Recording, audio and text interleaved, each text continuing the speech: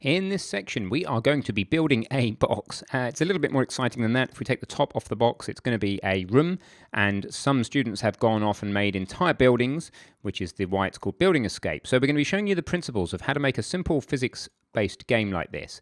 What we have is a room. We have the concept of some props, which we can lift, so you'll be working out how to make a physics grabber.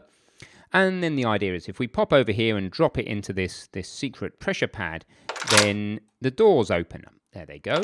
But the problem is they need a certain amount of total weight on the pressure pad in order to stay open. So the moment that I get off the pressure pad, the door closes. And of course, the timing of that door closes annoyingly such that, well, actually, I did get out there. But you'll be tuning the game so the timing is such that you can't ordinarily get out of the room. So the solution is going to be to put more than one object on the pressure pad. So in order to learn how to do this, there's quite a few things we need to be looking at. We're going to be looking at some basic Blueprint, but we'll only be using Blueprint where it makes a ton of sense, like where we're wiring assets like the door together. So we're going to use some basic Blueprint, and we're going to be having plenty more C++ classes. We'll be writing quite a lot more C++. We'll be introducing ourselves to C++ header files, and then to the actual implementation files, the .cpp files, although that one hasn't got much in it. Here's the grabber, here's the physics grabber.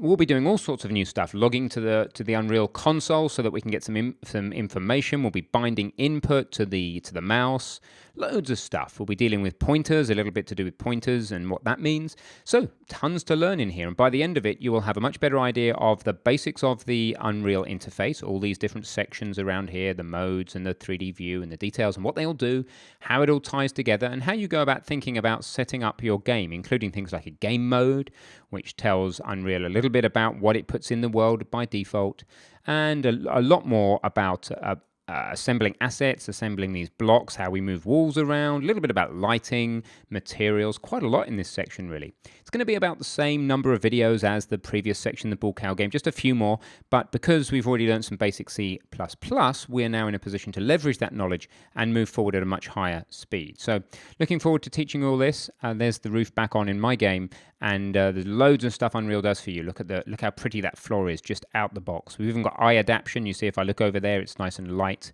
And then it changes depending on whether you've been looking at something bright or not. All sorts of things the engine's doing for us. So we should be grateful for those, not take them for granted, because not many engines come this pretty straight out the box with no effort.